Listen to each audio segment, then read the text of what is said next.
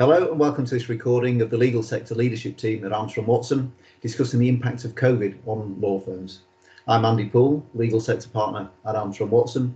With me today, I've got Tom Blandford, legal sector partner, and Rosy Rourke, legal sector director. We're going to be having a chat around COVID on law firms. We're at the start of August now for reference points in terms of our views on what has happened to law firms and what might happen to law firms going forward from here. Just a little about Armstrong Watson. Armstrong Watson are a top 30 UK accountancy firm. We've got a specialist team that focuses exclusively on the legal sector, and we work exclusively in partnership with the Law Society for the provision of accountancy services to law firms. So in terms of what impacts we've seen so far on law firms, if I can turn to you, Rosie, what impacts have you seen so far? Well, focusing first of all on the different work types and just having a look at what happened to those for solicitors. Probably the biggest one and the biggest impact was conveyancing. There was a complete shutdown of the housing market and the conveyancing market, with most firms reporting that March completions were down by as much as 70%. Obviously, that's improved a little bit again since the reopening of the housing market, and we can discuss later how that has impacted solicitors. Commercial and corporate deals, there was an initial rush to complete deals from early March as clients started to see what might happen with a potential lockdown. But then there's obviously been a huge drop off in transactional work when the lockdown was implemented. Family work, that's slowed down, although there has been work continuing. It's been impacted by the closures of courts, and it will remain quiet, and it did remain quiet until the end of the lockdown period. Private client work, this initially thrived at the start of the pandemic. Obviously a lot of panic from individuals around wills, getting powers of attorney in place, trusts and tax planning. And looking at litigation, personal injury and clinical negligence, these tend to be longer running. Again, these have slowed down a bit like the family work because response times have slowed down with other firms of solicitors, and it's considering the pipeline and what will happen in the future. Thanks, Rosie. Very comprehensive overview of all of the work types there, really. Just one update on that, I think, in terms of the family work. What I've seen recently, in let's say the last 4 weeks or so, as we've had partial release from the lockdown, is we have seen the family lawyers getting quite busy as well. And I think the conveyancing came back very rapidly after the release from the restrictions there as well. I'm just thinking in terms of legal aid firms as well. I'm interested in views on how you've seen legal aid impacted. Rosie, Tom? Certainly some of the legal aid firms that I work with initially reported that the cash flow from the legal aid agency was coming in much more quickly than normal, that they'd recognised the issues that law firms were having. So we're working hard to help firms as much as they could. Yeah. Yeah. I think Tom, have you got any thoughts on that? Yeah, there's the pervasively we're now in a scenario where there's a significant backlog in the court system, which obviously is not the fault of the law firms, but inevitably then creates that second and third order effects, doesn't it? Because particularly for legal aid agency firms, if you physically cannot attend at court, then you're not necessarily going to get paid for that attendance. Although, again, I think the legal aid agencies try to put in mitigating factors around that, and sort of paying in advance of some of those things. But that works for everybody else. It is also true of litigation. It is also true of commercial work. The courts are fundamentally backlogged, and as you may be aware, the Ministry of Justice is now introducing Nightingale courts, that is to say, using otherwise disused public buildings to try and create pop-up courts, temporary courts. Yeah, and in part, former court buildings that have been recently closed, but we won't get too political on this. So what does that mean in terms of the finances for law firms? Well, actually, in terms of what we've seen so far, most law firms have actually done okay from a financial perspective. Profits have been bolstered in part by the support from government means in terms of the furloughing and delaying on expenditure, etc. Cash flow has also been good. But I think part of that in addition to the support from the government, has been because instructions were there as we went into the lockdown, which has meant that certain work continued post-lockdown and has helped to bolster certainly the April and May results. What I've started to see, certainly through the June results, is potentially a little bit of a dip in fee income. And that's probably because of the impact of the reduced instructions during lockdown. Because of the lock-up period, it's usually 2 or 3 months after you're having your instructions until we're seeing the effect on fee income. And that's probably why June is down. That said, at the end of June, cash for most firms has been pretty healthy and potentially in a lot of cases at a stronger position than they've had for a very, very long time. My concern is a little bit further down the line in terms of a financial perspective. More immediately, if we've had a dip in billing in June, potentially in July as well, because of the lockdown reduction in instructions, we're going to start to see the impact on cash probably coming through September, October time because of the reduced billings, potentially June, July, August. Now, if we add into that, we've got the PAI renewal that will be coming up for quite a lot of firms in autumn this year. And we are seeing a very, very much hardening of that market. I think that, together with a reduction in the government support, combined with when we might have reduced fee income, cash collections from the fee income that we're seeing now, and the PII renewal all hitting at the same time, I think we're going to see a little bit more issues for law firms further down the line than we are right now. We then jump forward 6 months or so to spring 2021 as we're starting to see repayments of loans starting, repayments of tax starting, and again, that's where I think from a cash flow perspective, we're going to see real issues for law firms. So although right now for a lot it is looking good, my concern is a little bit further down the line.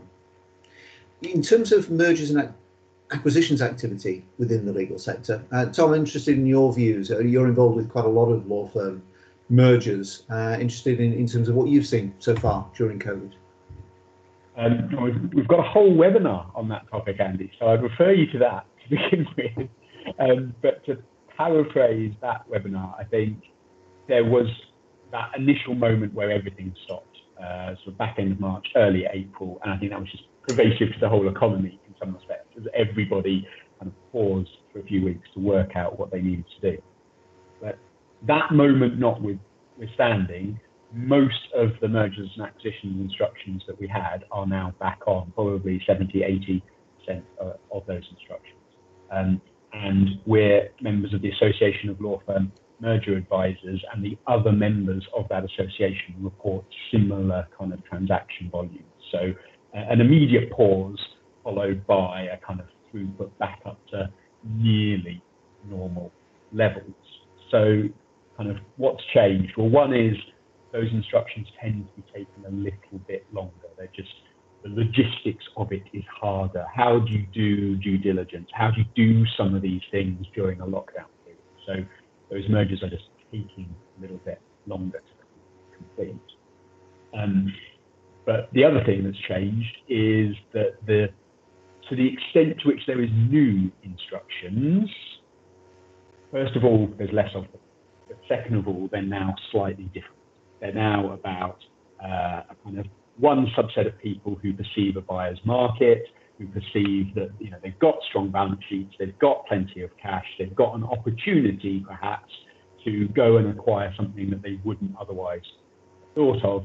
And then there's another subset of firms who see the opposite of that. They see a lot of the headwinds that described, Andy, and they see that actually, if I'm going to find a merger partner, if I'm going to sell my firm, I probably want to do that now rather than wait 12 or 18 months and find myself as a distressed sale and not get the value that I want. So I think we're in a bit of a weird period now, and probably will be for the next couple of months, as both of those sets of people kind of adjust.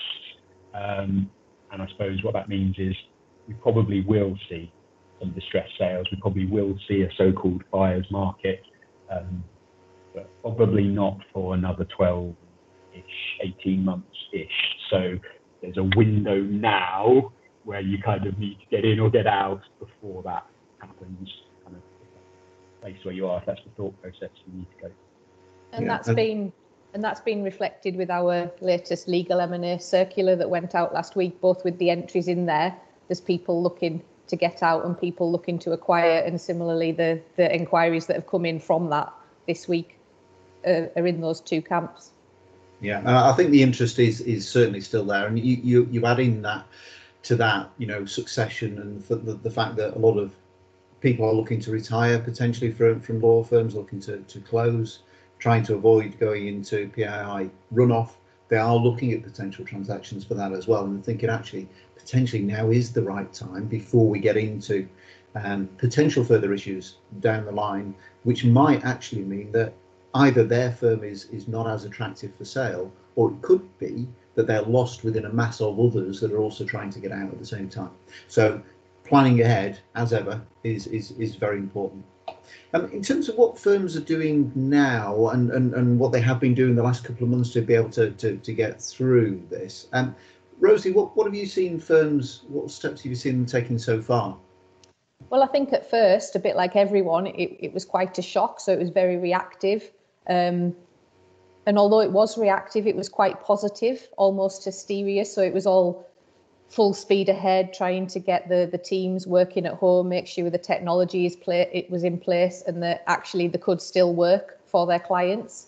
And then following on from that, there obviously had to be some detailed planning around the work and how that was going to be done, and just a change, really. The law pretty much became digital overnight. And then in terms of cash flow and expenditure and government support, I think you mentioned some of these things earlier, Andy. Firms looking at what support was there and what they needed. Recent reports say 78% of law firms have taken some sort of support from the government, whether those are the CBILS loans. 42% of firms have taken those. Furloughing of staff. 57% of firms have furloughed some staff, whether that was for childcare issues, just the work wasn't there, combination of both. And then probably most importantly, looking at their cash flow. Initially at the 13-week cash flow forecast, what billings there was going to be, what fee income there would be, and then how that cash would be collected. And equally so, and equally as important, the expenses, what money could be saved, until the picture became a bit clearer.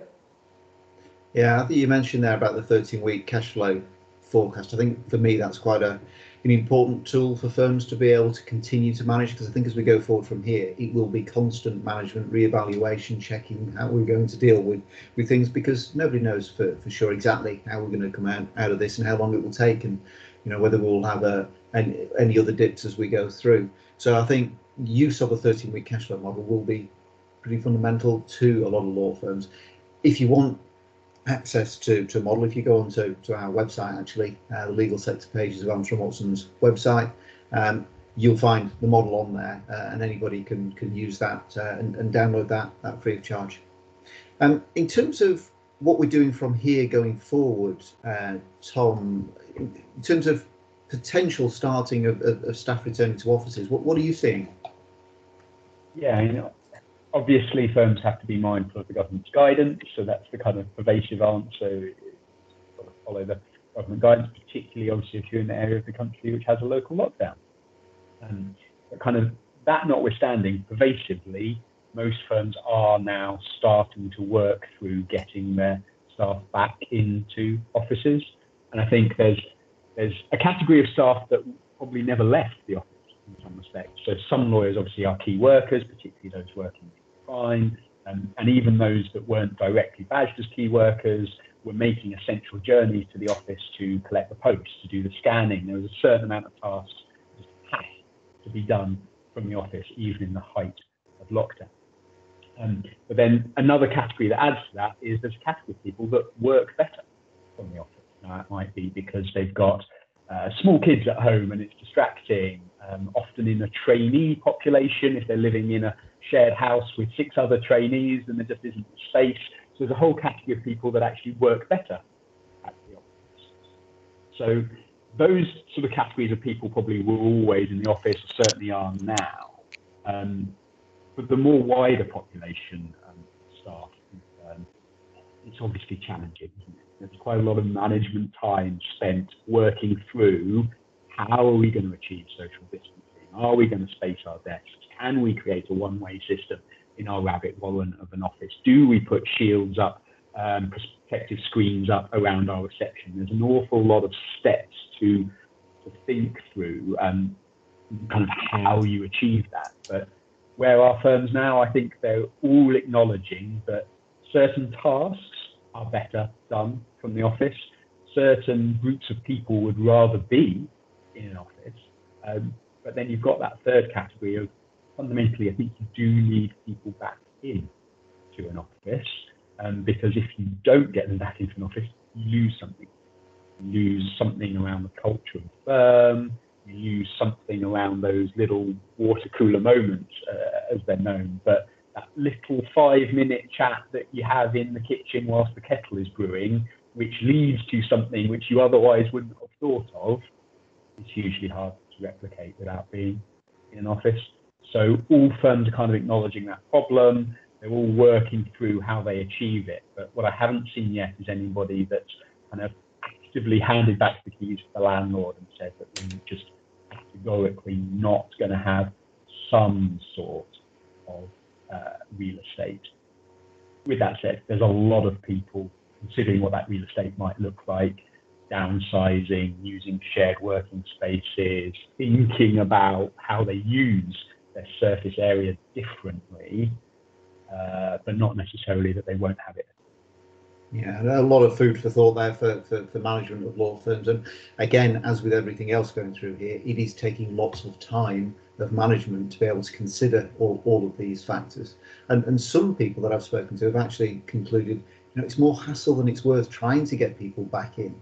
We're not going to immediately try to get back in because things are working okay from home.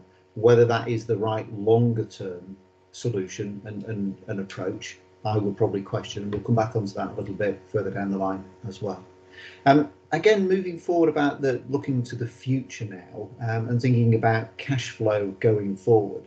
Rosie, what do you think might happen to cash flow in law firms from here on?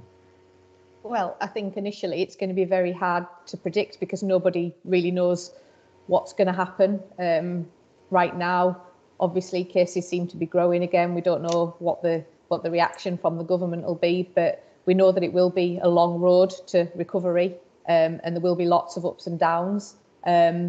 Different work types will be impacted differently. We've already seen that employment have seen a surge of enquiries from employers and employees, and that's only likely to continue as furlough comes to an end. But obviously firms need to make sure that that's work that they can get paid for. So we'd always suggest, where possible, invoicing in advance and get the payment in advance to help with cash flow. Conveyancing, as you mentioned earlier, has had a bit of a bounce back since May when the housing market reopened. But obviously interest rates are low, which will stimulate demand. People might be looking to move out of cities to more rural areas. But obviously there's also uncertainty about job security and the general economy. Corporate and commercial firms, the pipeline has slowed down, and business confidence is going to be remaining low for a while. But any sort of recovery for corporate and commercial is likely to require solicitors. So there might be an upturn in that at some point shortly. And tied in with that, there's likely to be an upturn in insolvency work as well, as we move into the autumn and into early next year. Unfortunately, with a pandemic, probate work is likely to increase as we move further along the line. And an interesting one is litigation, clinical negligence. There is an argument as to who would even consider suing the NHS at the moment, with all of the goodwill around what's happened recently. But obviously, as we do move further down the line, there will have been potentially delayed treatments, maybe poor care, people rushing back that weren't necessarily fully trained. So there could be claims around there as we move further along the line. Another work type that's been massively impacted is immigration. Their work's basically been reduced to nothing, and that will be very slow to return. So I think in terms of cash flow, it will depend what work types firms have.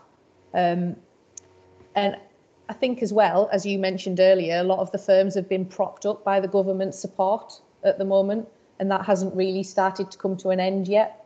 The furloughing scheme will be switched off by the end of October.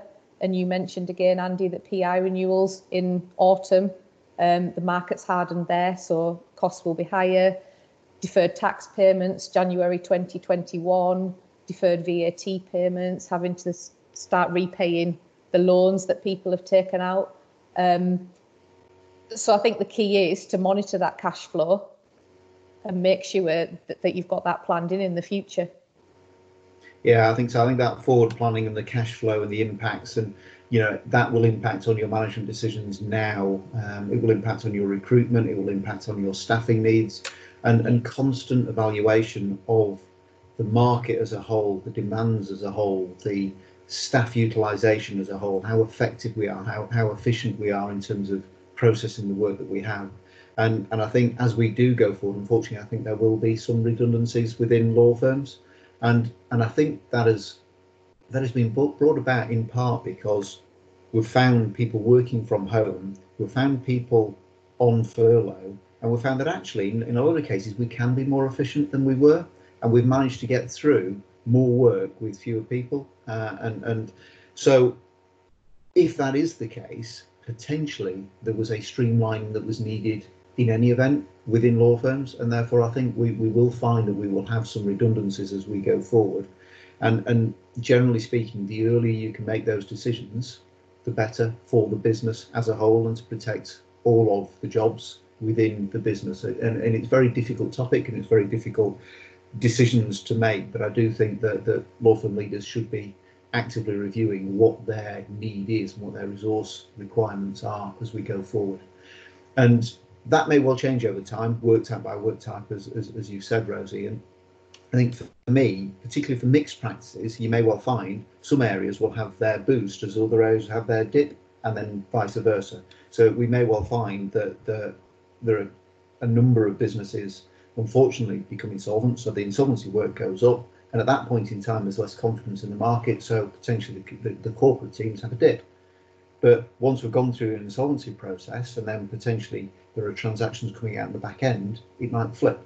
So I think, particularly for mixed practices, it will be very much swapping and interchanging as we go through. And potentially that's a good thing for the mixed practices to be able to protect each of the work areas. And it's using the cash flow model in work type by work type as well to model that, and also to some extent hold the fee earners accountable for what they are doing and making sure that they are looking at the debtors, billing the WIP, and actively managing their lockup, which will be more important now than ever. Yeah, absolutely. I think one of my clients mentioned to me the other day, don't waste a good crisis. And I think that sums it up quite nicely. People accept the change, and they will be more willing to put in the right practices that should have been there in any event when they have to do something. And therefore, from a management perspective, by don't waste a good crisis, he was meaning we've got to make sure that we capitalise on the things that we need to be doing now in terms of best practice around things like lockup. Yeah. So in terms of working practices, Tom, what are your views on what those working practices might be? Well, I think you hit the nail on the head, Andy and Rosie, a minute ago when you said that there's been some huge advantages to this. It sounds like an awful thing to say about a global pandemic, doesn't it? But yeah, it does. There has been some advantages to this. People have had a very, very aggressive test of home working and their IT systems and going paperless and putting things in the cloud, and all these things that we probably all should have done a couple of years ago, but we kind of played with and never quite got there. Well, we've all done it now. We've all worked out how to do it now. And so there has been some advantages of it. And whilst, one downside to that is some of the redundancies that you spoke about, we now learn that maybe we didn't need those people to begin with. Another downside is what I referred to a few minutes ago about those so-called water cooler moments. So there are downsides, I'm not saying that, but there has been some upsides. So I suppose firms need to capture those upsides. What has worked? How have you learned how to use your cloud-based systems? How have you learned how to be more efficient? How have you learned to harness some of those advantages of remote working? It is an opportunity to lock in those changes and make them much more permanent. And fundamentally, I think all of us, collectively in the UK, we are doing less travelling, we're doing less commuting, we're using much more technology, we're gaining a bit of time in our kind of working day, and because of that, we're being much more efficient. So I think firms need to really think about some of their process management, some of that sort of lean, those ideas, and kind of really think about what they're doing and how they're doing it and do it better. Yeah. So in terms of what firms should focus on now, I'm interested, you mentioned there about the lean management. What do you think firms need to do to embed that? I'm by no means a lean process management expert, but the basic concepts of it are that you need to take a big task and break it down into those smaller task by task, item by item, and then actually think, well, how can we do this better? Who should do this? When should they do it? How should they do it? And in breaking it down task by task, person by person, item by item, and sort of mapping out what this looks like, you should be able to identify either things that you don't need to do, things that you can do differently, things that you can do quicker, things that you can do in a different order that in some way speeds up the totality. And in doing that, you identify what can be cut, but you identify what can be automated, you identify what can be more efficient. And that's obviously got a financial implication because you're being more efficient, you're using technology better, you may require less staff, etc., etc. But it's got a client service advantage as well. The client perceives that their matter goes quicker, they have more understanding of what's going to happen next. Your fee earners are much more standardized, which in turn means that your supervision is easier. You have more understanding of who's going to do what and when, and you can make sure they're following the same template, which makes your review of it that little bit easier. So there's all sorts of sort of second and third order advantages to it. And I suppose, as I kind of say, it's like, now's the moment to capture that, because you probably did loads of that in April in your head. So now you need to write it down and make sure you really understand it before we go back to normal. Yeah, as I said before, don't waste a good crisis. But I think one of the big advantages that you mentioned there is standardising the approach, because yes, there has been lots of thought been put into it by law firm leaders, but almost individual fee earners working from home have worked out their own way of dealing with things remotely and dealing with technology and continuing to service clients. And so you can all learn from each other. So having that process, linking in with the team and getting their input into it in terms of what they've done, what they've found has worked well, what hasn't worked so well, will help to be able to get best practice, but it will also help to get that consistent approach across all of the fee earners. In terms of cash flow going forward from here, Rosie, what do you think firms need to be doing now? Yeah, well, we've already alluded to this. It's all about monitoring your cash flow, reviewing it and amending it. And it's about those cash flow forecasts. You need to understand, even if it's not certain, what you think's going to happen to your cash flow. So the use of the 13-week short-term cash flow for the very, very short term, and then also looking further ahead for the next couple of years. Using the flexible furlough based on that 13-week cash flow up until the end of October. So think about if you need to bring people back, if they can be used to some extent part-time. Lawyers, like other people in business, are there to make a profit. So while the cost is being saved, if there isn't actually work for them to do, those fee earners aren't actually making you any money while they're on furlough either. So if there is work for them to do, it makes sense to bring them back in at least some capacity.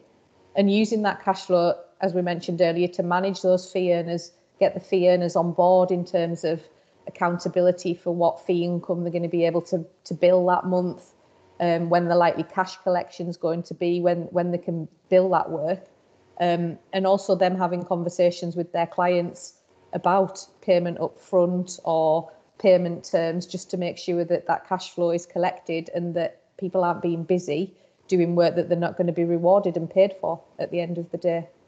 Some of the government support is still available. You could still apply for a CBILS loan if it looks like there's going to be pinch points in your cash flow. Equally so, the bounce back loan, applications for that are still open until November. And these are available at no interest initially and low interest rates. And they can equally so be handed back if they're not required. So it is something you should think about if you haven't already done it. And again, unfortunately, look, if there is going to have to be redundancies in your firm, and look at those inefficiencies.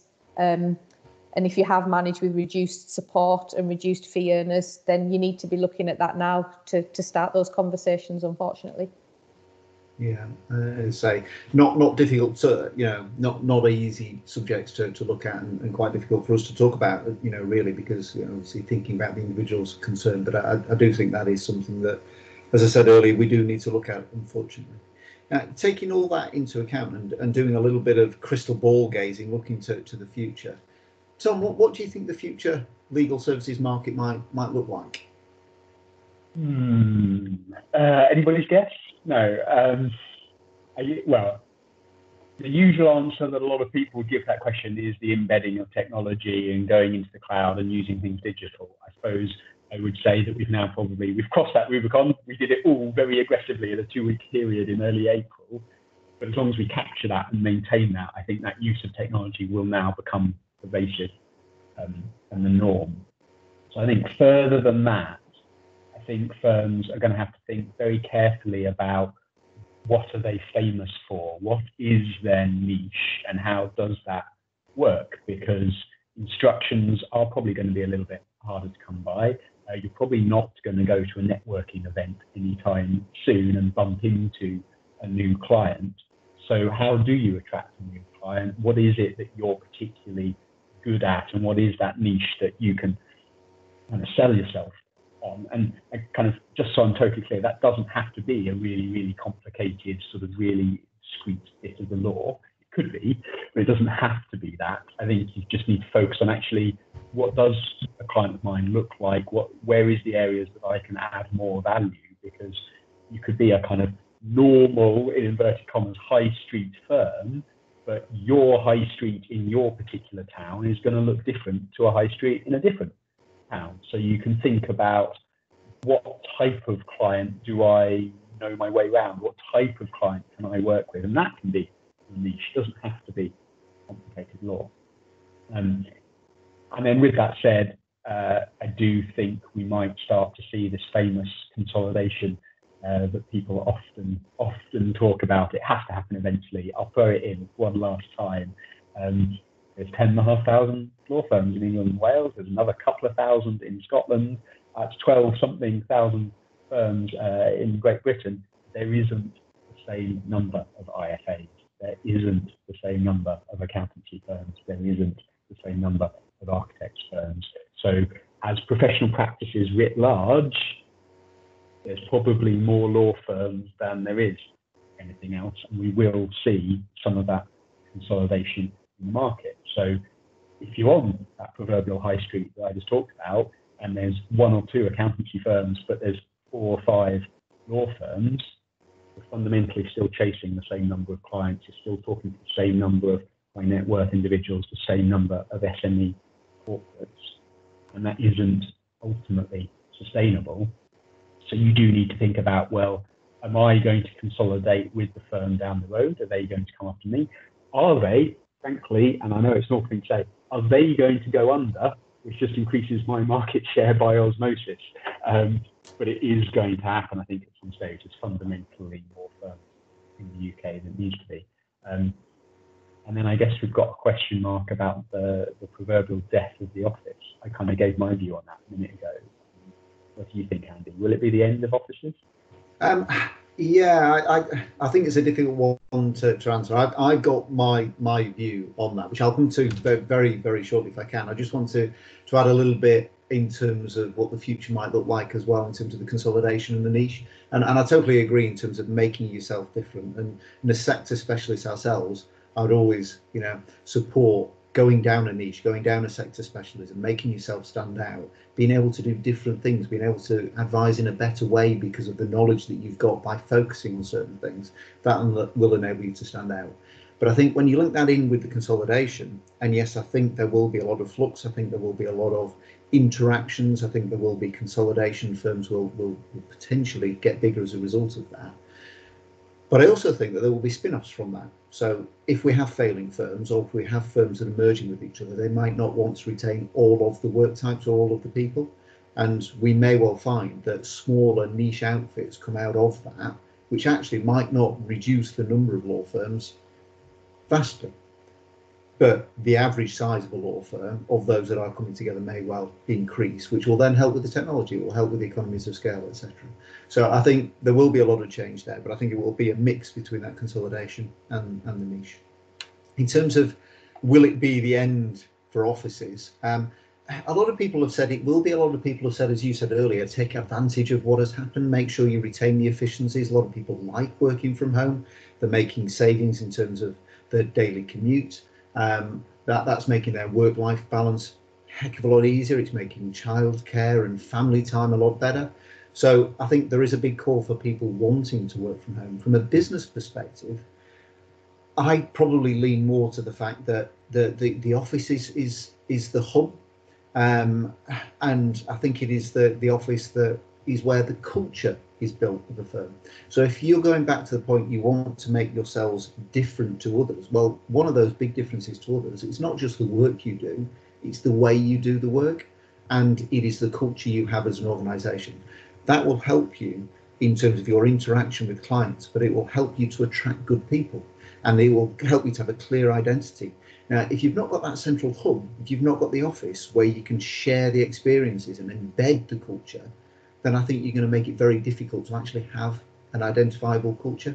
It will otherwise be very quickly a grouping of individuals that happen to work from home but come under the same banner. And I think that would be bad for professional firms. So I think for me, I would, on a business perspective, trying to get more people back into offices. And I think I would also do that from a training and development and a support perspective, not just the culture. You know, if we're taking on trainees, they need to work with people, they need to learn from them, they need to have a variety of work types. So again, for a long-term sustainable position of a firm, I do think we need an office space. But I think those offices will look vastly different. We might not need to necessarily have them in high-cost, very fancy office buildings, because we may well be having lots of client meetings on Teams. They may not be coming into the offices. They may not need to be as big, because although yes, we'll want more people back in the offices, they might not need to be there all of the time. So we will be a bit more flexible in terms of allowing people to work from home from time to time and having more set days from home, but still having the hub where they can come in.